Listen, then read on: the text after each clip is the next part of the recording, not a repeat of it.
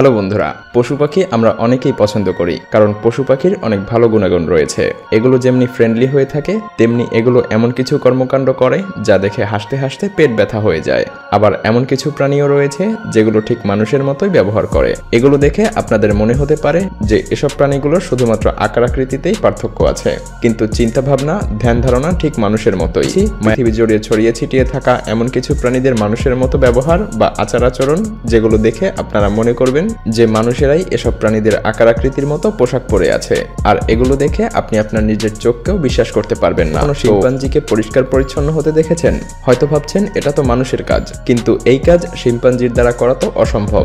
কিন্তু শিম্পাঞ্জি আর মানুষের মধ্যে অনেকটা মিল থাকার কারণে শিম্পাঞ্জি এটা করলেও অবাক হওয়ার মতো কিছুই নেই। চীনের শ্যাং ইয়েং এর একটি চিড়িয়াখানায় এই বানরকে দেখুন। সে একদিন চিড়িয়াখানার এই কর্মীকে ঝাড়ু দিতে দেখেছিল। তারপর থেকে সে নিজেই তার খাঁচার মধ্যে সমস্ত জায়গা নিয়মিত ঝাড়ু দিয়ে থাকে।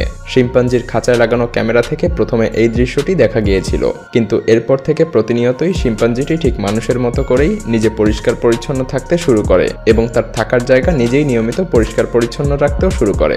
ভুলেও চিড়িয়াখানার এই ফিমেল শিম্পাঞ্জির ঝাড়ু দিয়ে ঘর পরিষ্কার করার দৃশ্য কিন্তু আপনার বাবা মাকে দেখাবেন না। তা না হলে আপনার বাবা মাও এই শিম্পাঞ্জির সাথে তুলনা করে আপনাকে ঘর পরিষ্কার করতে কিন্তু বাধ্য করবে।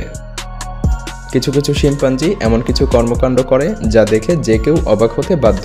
যেমন স্বাভাবিকভাবে প্রায় সব শিম্পাঞ্জি আগুন দেখে ভয় পায়, আগুনের কাছে পর্যন্ত এরা যেতে চায় না। কিন্তু এই শিম্পাঞ্জিটিকে দেখুন, সে শুকনো কাঠ জঙ্গলের বিভিন্ন জায়গা থেকে কুড়িয়ে এনে একত্র করে ম্যাচের কাঠি দিয়ে আগুনও জ্বালাতে পারে। এই শিম্পাঞ্জিটিকে দেখে এটা অনেক সহজ মনে হতে পারে, কিন্তু আপনি যখন দেখবেন যে অন্যান্য শিম্পাঞ্জি আগুন দেখে কতটা ভয় পায়, তখনই বুঝতে পারবেন যে এই শিম্পাঞ্জিটি অন্য শিম্পাঞ্জি থেকে কতটা আলাদা। শুধু তাই না, এই শিম্পাঞ্জিটি আগুন জ্বালিয়ে এভাবে মার্শমেলো রান্না করে খেতেও পারে।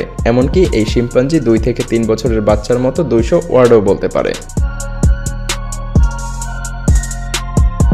আপনারা হয়তো অনেকেই জানেন যে শিম্পাঞ্জির একটি অন্যতম বৈশিষ্ট্য হলো শিম্পাঞ্জি যে কাউকে কপি করতে পারে, অর্থাৎ অন্যকে কিছু করতে দেখলে সেটা নিজেও করতে পারে ঠিক মানুষের মতো করেই। ঠিক এই শিম্পাঞ্জি এই ব্যক্তিকে দেখেও কাপড় ধোয়া শিখে গেছে। হঠাৎ করে একদিন সে এই ব্যক্তিকে কাপড় ধুতে দেখতে পায়, আর এটি দেখে সে কৌতূহলবশত সেই ব্যক্তির কাছ থেকে একটি কাপড় নিয়ে ধুতে শুরু করে।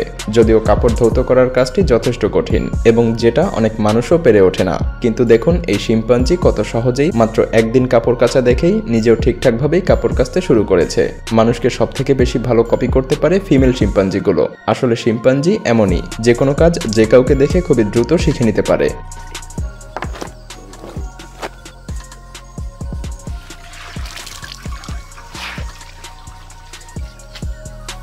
প্রচণ্ড গরমের সময় তোয়ালে ভিজিয়ে আমরা হাত মুখ এভাবেই ঠান্ডা করে থাকি, যাতে করে একটু প্রশান্তি পাওয়া যায়। কিন্তু তাই বলে শিম্পাঞ্জিরও এটা করতে হবে? জাপানের একটি চিড়িয়াখানায় এই শিম্পাঞ্জিকে দেখুন। জাপানের এই অঞ্চলে প্রচণ্ড গরম, আর এই শিম্পাঞ্জি সেই গরম থেকে নিস্তার পেতে এভাবেই তোয়ালে ভিজিয়ে ঠিক মানুষের মতো করেই সেই তোয়ালে থেকে সমস্ত পানি চেপে বের করে দিয়ে হাত মুখে এভাবেই মানুষের মতো করে ব্যবহার করতে থাকে। আর এই দৃশ্য দেখতে পায় পাশে থাকা আরও একটি ছোট শিম্পাঞ্জি। এটা দেখে তারও এমনটা করতে ইচ্ছা হচ্ছিল, তাই সে তোয়ালেটি বড় শিম্পাঞ্জির কাছ থেকে ধার চেয়েছিল। কিন্তু বড় শিম্পাঞ্জিটি ছোট শিম্পাঞ্জিটিকে তোয়ালিটিকে দেয় না, তাই ছোট শিম্পাঞ্জিটি বাধ্য হয়েই শুধুমাত্র হাত পানিতে ভিজিয়েই বড় শিম্পাঞ্জিটির দেখা দেখি হাত মুখ পরিষ্কার করতে থাকে।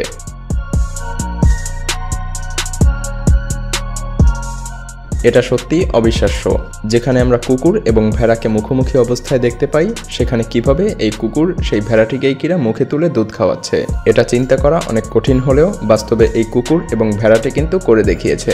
দেখুন কিভাবে কুকুরটি ভেড়াটির মায়ের মতো করে দুধের বোতল মুখে নিয়ে ভেড়াটিকে দুধ খাওয়াচ্ছে। কুকুরটি এমন দায়িত্ব পালন করে থাকে মোট 4টি ভেড়ার সাথে। কুকুরটির বেশ কয়েকটি ছোট ছোট বাচ্চাও আছে, আর সেই ভেড়ার বাচ্চাগুলোকেও নিজের বাচ্চার মতো করেই যত্ন নেয়।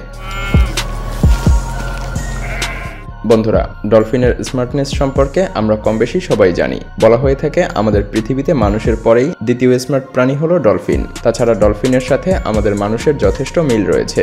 ডলফিনের মস্তিষ্ক ঠিক মানুষের মস্তিষ্কের মতোই কাজ করে থাকে। আবার কিছু কিছু ক্ষেত্রে ডলফিন মানুষকেও ছাড়িয়ে যায়। যেমন আমরা মানুষ জন্মের 1 বছর পরে নিজেকে আয়নায় দেখে চিনতে পারি, আর শিম্পাঞ্জি নিজেকে চিনতে পারে 2 বছর পরে। জানলে অবাক হবেন যে ডলফিন মাত্র 7 মাস বয়স থেকেই নিজেকে আয়নায় দেখে চিনতে পারে। সেই সাথে তাদের ঠিক মানুষের মতোই আয়নায় দেখে নিজের মধ্যে ভালো লাগা কাজ করে। ডলফিনও আয়না দেখে নিজের শরীর এবং চেহারার প্রতি যত্নশীল হতে শুরু করে।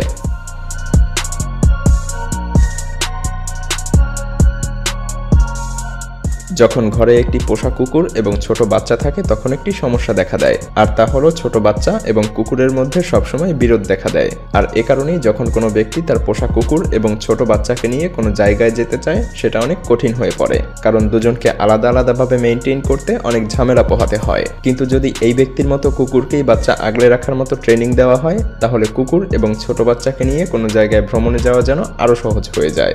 দেখুন কিভাবে কুকুরটি বাচ্চাটিকে আগলে রাখছে এবং এক জায়গা থেকে অন্য জায়গায়ও নিয়ে যাচ্ছে। বাচ্চাটির বাবা মাকে কোনো রকম ভাবতেই হচ্ছে না। তবে কুকুরকে এমন ট্রেনিং দিতে হলে কিন্তু আপনাকে অবশ্যই প্রফেশনাল ট্রেনিংকে হায়ার করতে হবে এবং তারপর কুকুরকে বাচ্চাদের সাথে খেলার ট্রেনিং দিতে হবে।